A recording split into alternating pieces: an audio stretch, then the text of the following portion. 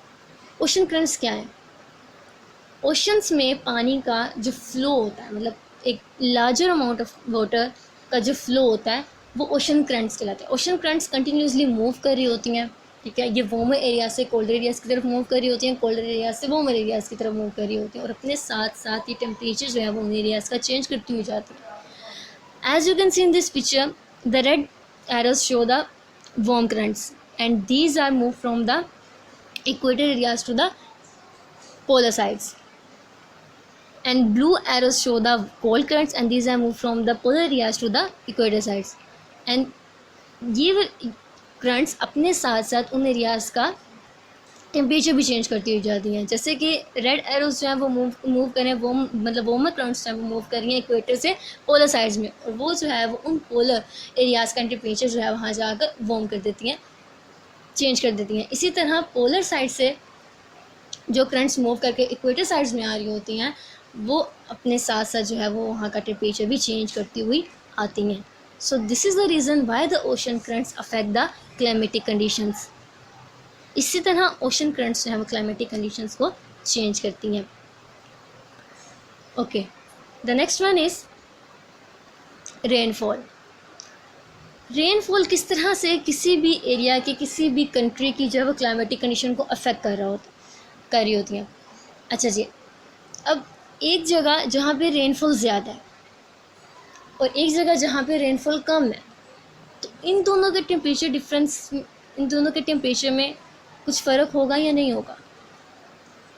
होगा ना, क्योंकि एक जगह में अगर रेनफॉल ज़्यादा है तो ओबियसली वहाँ का टेम्परेचर लो होगा क्योंकि वहाँ पे बारिशें ज़्यादा हो रही हैं, और एक जगह जहाँ पर टेम्परेचर, जहाँ पे बारिशें कम हो रही हैं तो वहाँ का टेम्परेचर ओबियसली हाई रहेगा क्योंकि वहाँ की हवाएं जो हैं वो गर्म हो जाएंगी। सो this is the reason why the rainfall affects the climatic condition. For example, Atacama deserts have had no measurable rain for hundreds of years. It is known as the driest place in the world. Atacama desert में बहुत सालों से कोई भी rainfall मुहैया नहीं किया गया, इस वजह से वो ड्राइस्ट प्लेस है। As I told you before, वो एरियाज जहाँ पे रेनफॉल ज़्यादा है, जहाँ पे बारिशें बहुत ज़्यादा हो रही हैं, वहाँ का टेम्परेचर जो है वो कम रहेगा, वहाँ की का जो टेम्परेचर है वो कूलर होगा एज़ कम्पेयर टू दो एरियाज़ जहाँ पे बारिशें कम है तो वहाँ का टेम्परेचर जो है वो हाई रहेगा। Okay, the next one is air pressure और वेट। एयर प्रेशर और वेट जो है वो किस तरह से क्लाइमेटिक कंडीशन को इफ़ेक्ट करेगी। पहले तो एयर प्रेशर होता क्या है? What do you know about the air pressure? Air pressure एक फोर्स है, एयर वेट है, ठीक है। नॉर्मली हम कहते हैं एयर का कोई वेट नहीं है, लेकिन ऐसा नहीं है, एयर का वेट होता है, बस हमें नॉर्मली फील नहीं हो रहा होता। ये एक फोर्स है जो कि सरफेस एरिया पे एक्सर्ट कर रही होती है। अच्छा जी, अब एयर प्रेशर जो है वो किस तरह से क्लाइमेटिक कंडीशन को अफेक्ट कर रहा होता है? एयर प्रेशर हाई भी होता है, एयर प्रेशर लो भी होता है। अच्छा, पहले तो हम ये देखते हैं कि एयर प्रेशर जो है वो किस तरह से क्लाइमेटिक कंडीशन को अफेक्ट करता है। अगर तो एयर प्रेशर हाई है तो क्या टेम्परेचर कैसा होगा, अगर एयर प्रेशर लो है तो टेम्परेचर कैसा होगा। Okay, you can see in this picture, at the height air pressure is low because air molecules are far away from each other. Air molecules are spread out at the height, and at the low areas the air pressure is high because air molecules are come closer to each other. So this is the reason why the air pressure at the higher areas, the temperature at the higher areas is low because air pressure is low, or at the lower areas the air pressure is high, so that's why the temperature is high. So this is the reason why the air pressure affects the climatic conditions. Okay, when the air pressure is high, the weather is really fine and dry, and when the pressure is low, it is really stormy, cloudy and wet. And at the lower areas the pressure is high, so usually at the lower areas the temperature is high and the weather is really fine and dry. And at the higher areas the air pressure is low, so this is the reason why at the higher areas the temperature is cold and usually the weather is stormy, cloudy and wetty. So इस तरह से air pressure जो है वो climatic conditions को change कर रहा होता है, क्लाइमेटिक कंडीशंस पे अफेक्ट कर रहा होता है। आई होप आपको समझ आ रहा होगा. Okay, next is direction of wind. Direction of wind किस तरह से अफेक्ट करता है क्लाइमेटिक कंडीशन. हवाएं किस तरफ से चल रही हैं, वो किस तरह से अफेक्ट करेगा क्लाइमेटिक कंडीशन. अच्छा जी, हवाएं जब मूव कर रही होती हैं अपने साथ साथ हीट को, कोल्ड टेम्परेचर को भी लेकर मूव कर रही होती हैं. अगर तो हवाएं, वो डिपेंड करता है कि हवाएं किस तरफ से चल रही हैं, उनकी डायरेक्शन क्या है. अगर तो हवाएं जो है वो ठंडे इलाकों से चल रही हैं, अगर किसी सी साइड से चल रही हैं, तो अपने साथ जो है वो बहुत लार्जर अमाउंट ऑफ वाटर भी लेके आ रही हैं. हवाएं, मॉइस्ट हवाएं जो है वो चल रही हैं. सो वो जिन एरियाज़ की तरफ मूव करेंगी उन एरियाज़ के टेम्परेचर को जो है वो लो करती जाएंगी. So it's all depend upon the direction of wind कि अगर तो हमारे ठंडे इलाकों से आ रही हैं तो वो अपने साथ जो है वो मॉइस्ट एयर को लेके आ रही हैं और जो है वो टेम्परेचर जो है वो चेंज करती हुई आती हैं. जहाँ से गुजरती हैं उन एरियाज़ का टेम्परेचर चेंज कर जाती हैं. So this is the reason why those areas which are near to the sea are colder than the other areas. So ये डिपेंड करता है हवाओं की डायरेक्शन पे कि अगर तो वो ठंडे इलाकों से आ रही हैं तो वो टेम्परेचर जो है वो उन एरियाज़ का लो कर देंगी. सो this is the reason why the direction of wind affects the climatic condition. So this is the chapter. These are some key points about this chapter. Weather is the climatic condition on any one day. As I told you before, climate is the average of the weather conditions over a whole year, and there are different climates as caused by many factors, but the most important ones are distance from the equator, altitude, proximity to the sea, ocean currents, rainfall, air pressure, direction of wind.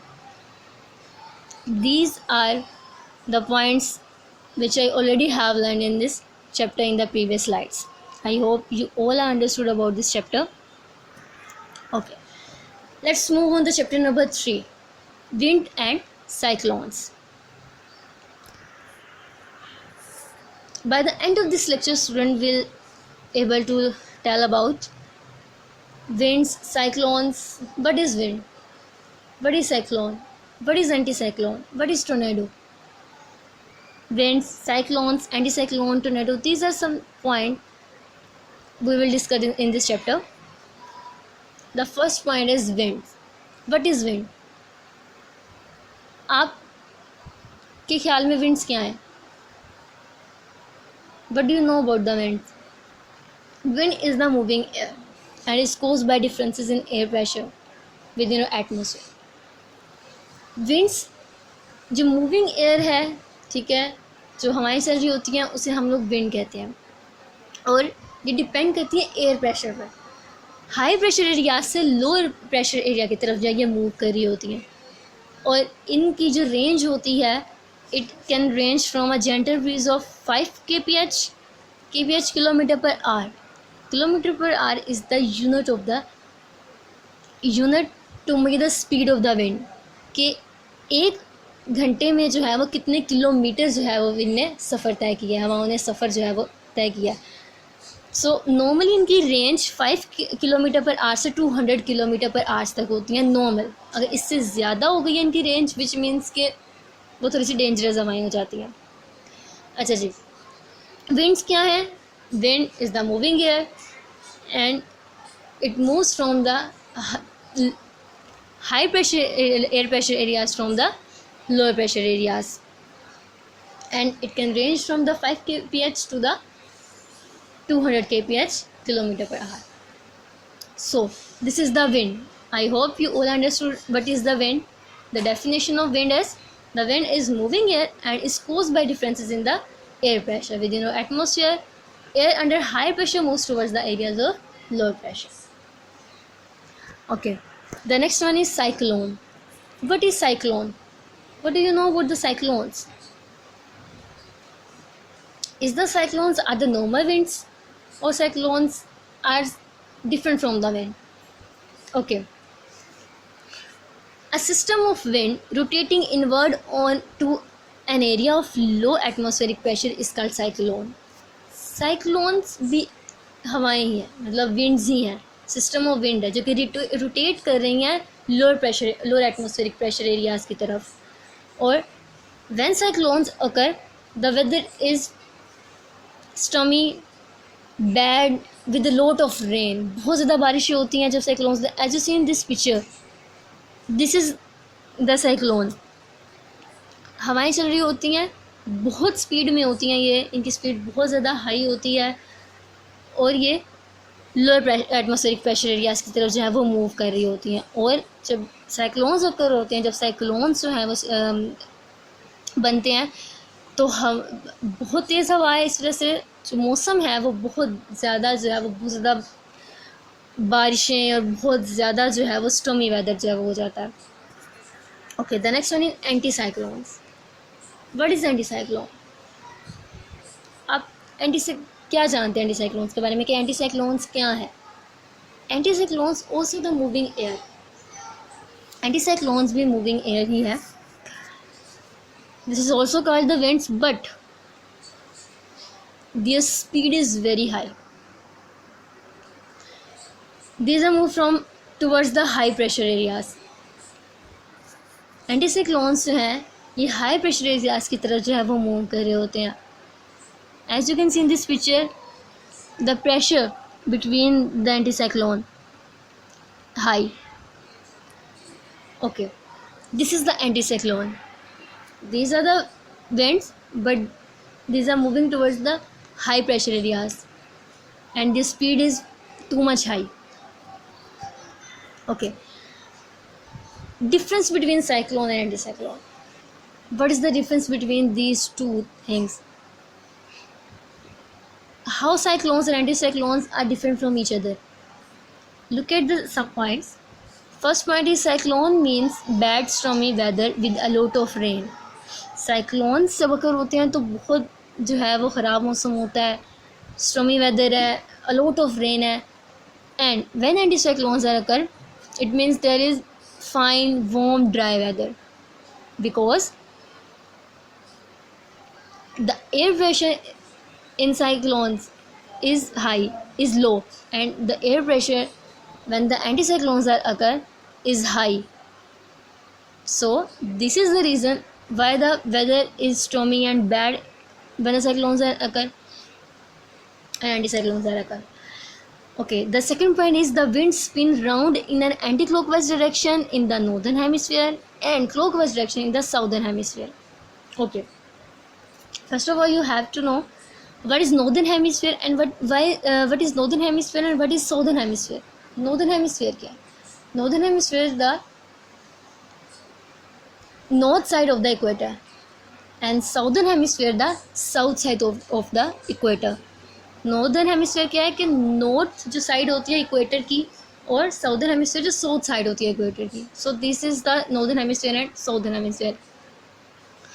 Okay, अब in cyclones the winds spin round in an anti-clockwise direction in the northern hemisphere and clockwise direction in the southern hemisphere. But in the anticyclones the winds spin round in the clockwise direction in the northern hemisphere and anti-clockwise in the southern hemisphere. So there is difference between the directions of the cyclone and anticyclones cyclone.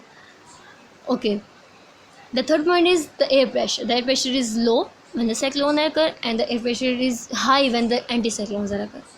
So these are the some points which differentiates the cyclone from the anticyclone. I hope you all understood the difference between the cyclone and anticyclone and the concept of cyclone and anticyclone. Okay, the next point is tornado. What is tornado?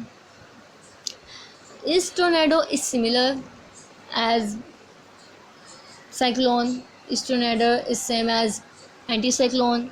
Is tornado is same as winds? What do you think? What is tornado? Okay, tornado is like cyclones but much violent kind of cyclone. Tornado क्या है? Tornado cyclones की तरह का ही है लेकिन बहुत dangerous होते हैं. This form over the sea और ओवर द लैंड. ये सी ओवर द लैंड भी हो सकते हैं, मतलब हवा बहुत ज़्यादा हवा जब बहुत ज़्यादा स्पीड में हो, और जैसे कि आंधी हम लोग कह देते हैं, और ये समुद्र में भी हो सकते हैं। पानी की बहुत ज़्यादा जो है वो स्पीड, पानी का जो स्पीड होती है, जैसे आप इस तस्वीर में भी देख सकते हैं, टोर्नेडो ओवर द सी, और the speed of tornado can be as much as 400 to 600 kph। जैसे कि मैंने आपको बताया था, नॉर्मल विंड की स्पीड 5 किलोमीटर पर आवर से 200 किलोमीटर पर आवर तक होती है, और 400 to 600 kilometre per hour, this is very high speed. So tornadoes are like cyclones but they are very dangerous. अगर तो टोर्नेडो जो हैं वो मूव करें sea to land, so it cause a huge damage, a huge destruction all over the area. So this is the tornado. Okay, so this is all about this chapter. There are some points. Wind is moving air, as I told you in the previous slides. Cyclones means bad stormy weather with a lot of rain. Anticyclones mean fine, warm and dry weather. A much smaller but much more violent kind of cyclone is called tornado. I hope you all have understood about winds, cyclones, anticyclones, tornado. Okay. The next chapter is chapter number 7, main crops. Okay, there are some crops. We will learn about some crops like wheat, cotton, rice, gram, pulses, beans, peas, sugar cane, maize, bajra and jawar, oil seeds, fruits, livestock, fish. These are some main crops. About these crops we will learn in this chapter. Okay, the first one is wheat. आप क्या जानते हैं wheat के बारे में? wheat कौन सी फसल है? ये कहाँ पर, पाकिस्तान के किन एरियाज़ में उगाई जाती है? ओके, वीट एक मेन क्रॉप है पाकिस्तान की, ठीक है, और ये पाकिस्तान के ऑल ओवर द पाकिस्तान जो है ये मतलब उगाई जाती है। एक मेन कंडीशन, मतलब किसी भी जगह पे उगाई जा सकती है, लेकिन मेन एक कंडीशन इसकी ये है कि लैंड मस्ट बी फर्टाइल, कि लैंड जो है वो फर्टाइल होनी चाहिए, ज़रख़ेज़ ज़मीन होनी चाहिए, तभी जो है वीट की फसल जो है प्रॉपर तरीके से ग्रो करेगी। वीट की फसल को अगर हम पाकिस्तान में ही बात करें तो बहुत तरीक़ों से जो है वो फसलों को पानी दिया जाता है, ठीक है। इरिगेशन सिस्टम होता है प्रॉपर, बहुत से दरियाएँ जहाँ से पानी जो है वो प्रोवाइड किया जा रहा होता है, Indus, Jhelum, Chenab, Ravi, Sutlej rivers, all are the rivers provides water for agriculture in the Punjab and Sindh. So tubewells के ज़रिए से, इन रिवर्स के ज़रिए से प्रॉपर तरीके से जो है वो पानी फसलों को प्रोवाइड किया जा रहा होता है, वीट की फसल को प्रोवाइड किया जा रहा होता है, और वीट की फसल से प्रॉपर तरीके से ग्रो की जा रही होती है पाकिस्तान में। Okay, next one is cotton. Cotton is grown mainly in the lower Punjab and Sindh. Cotton mainly जो है वो लोअर पंजाब और सिंध के एरियाज़ में जो है वो ग्रो की जा रही होती है. पाकिस्तान कॉटन का कम जो है वो 10% all over the world cotton, मतलब इस पूरी दुनिया में जितनी भी कॉटन प्रोड्यूस की जा रही है, पाकिस्तान जो है वो उसका 10% जो है वो प्रोड्यूस कर रहा है. कॉटन को हम कहाँ कहाँ पे यूज़ कर रहे हैं? कॉटन के हम लोग जो है वो ड्रेसेस बना रहे हैं, ठीक है. कॉटन जो है वो कपड़े के जो है वो बनाया, कपड़ा जो है वो कॉटन का बनता है. So it is very benefit, there are so many benefits of cotton. Cotton and cotton goods make up more than 60% of all Pakistan goods sold overseas and bring to the country over $2.3 billion a year. Cotton और cotton goods जो है मतलब जितने भी Pakistan all over the, मतलब पाकिस्तान जो है वो ओवर द सीज दूसरे मुल्कों में जो भी एक्सपोर्ट कर रहा है, 60% जो है वो कॉटन एक्सपोर्ट की जा रही है. और पाकिस्तान में 2.3 बिलियन a ईयर $US जो है वो अर्न किया जा रहा है कॉटन को सेल आउट करके. सो this is all about cotton. The next one is rice. What do you know about rice? What are the benefits of rice? And how much Pakistan earn by sell the rice to the other countries? Okay. चावल की फसल पहले तो ये कि इसे जो है वो वेट सॉइल और वार्म क्लाइमेट चाहिए होता है। चावल की फसल हमारे मुल्क में पाकिस्तान में किस मौसम में ग्रो की जाती है? Have you any idea? चावल की फसल पाकिस्तान में जो है वो समर सीजन में ग्रो की जा रही होती है, क्योंकि इसे एक वार्म क्लाइमेट जो है वो चाहिए होता है। सो मेन राइस ग्रोइंग जो एरियाज़ हैं पाकिस्तान में वो पंजाब और सिंध है, और राइस जो है वो third largest export of Pakistan है। मतलब पाकिस्तान से जितनी भी जो है वो चीज़ें बाहर एक्सपोर्ट की जा रही हैं दूसरे ममालिक में, उसमें थर्ड लार्जेस्ट जो है वो पाकिस्तान में 6% जो है क्रॉप है जो कि एक्सपोर्ट की जा रही होती है। और ये पाकिस्तान में 87 crore in foreign exchange to the country, और इसे जो है वो एक्सपोर्ट करके पाकिस्तान में 84 करोड़ जो है वो कमाया जा रहा है $। सो राइस की फसल जो है वो किस मौसम में ग्रो की जा रही होती है? समर सीजन में। और क्यों ऐसा होता है? क्योंकि इसे वार्म क्लाइमेट जो है वो चाहिए होता है। और ये किन एरियाज़ में मेनली ग्रो की जा रही होती है? नॉर्दर्न पंजाब में और सिंध में। Okay, the next one is gram, pulses, beans and peas. What are these? What is gram, what is pulses, what are pulses, beans, क्या है ये? और जो हम डिफरेंट दालें यूज़ कर रहे होते हैं ये इसमें इंक्लूड है, as you can see in this picture.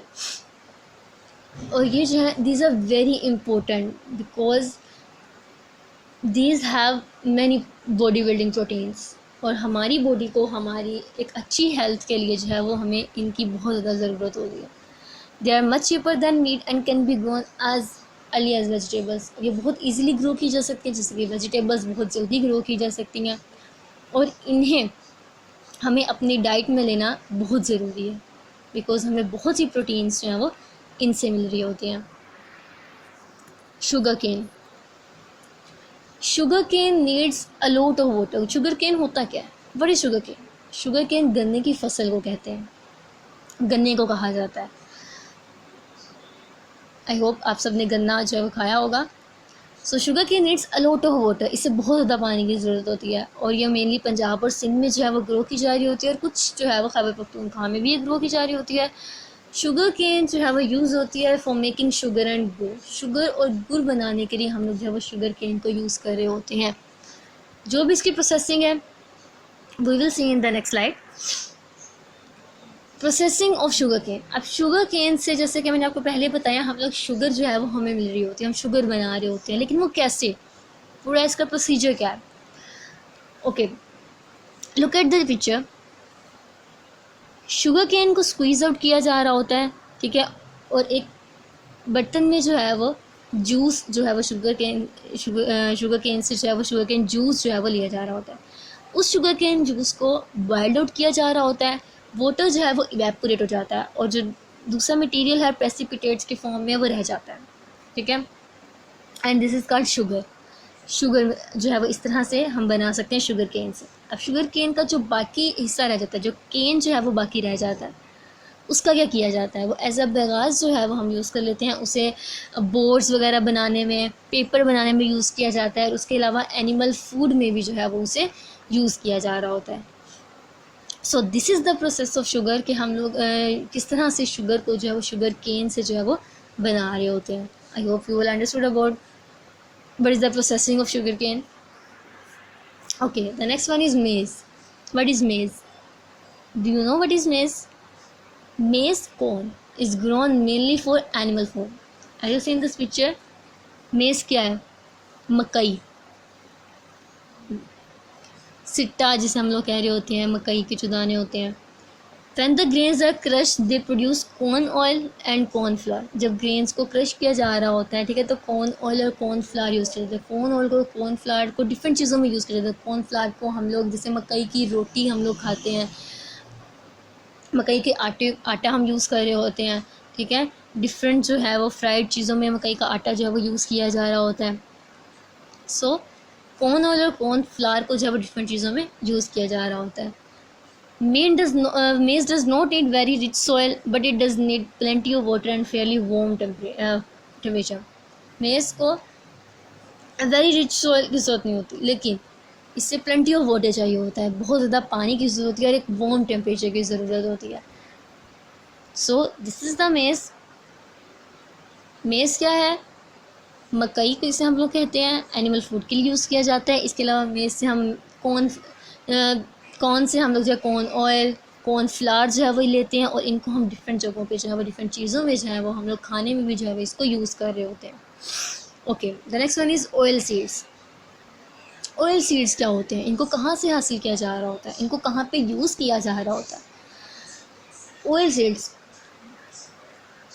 Mostly हम लोग खाना बनाने में जो है वो ऑयल यूज़ करते हैं, बिकॉज़ बटर जो है वो हम लोग एक्सपेंसिव भी होता है, उसको स्टोर करना भी बहुत मुश्किल होता है, वो जल्दी से जो है वो ख़राब हो जाता है. उसको जो है वो ट्रांसपोर्ट करना एक जगह से दूसरी जगह वो मुश्किल हो जाता है. इस वजह से बटर की जगह की रिप्लेसमेंट में ऑयल्स यूज़ किए जा रहे होते हैं. आप कुकिंग ऑयल्स यूज़ किए जा रहे होते हैं. अब कुकिंग ऑयल डिफरेंट जगहों से जो है वो डिफरेंट सीड्स से जो है वो लिए जा रहे होते हैं. Cotton, rape, mustard, sesame, sunflower and corn seeds. So these are some seeds, from them we get oil, and these are some oils that I will use in cooking.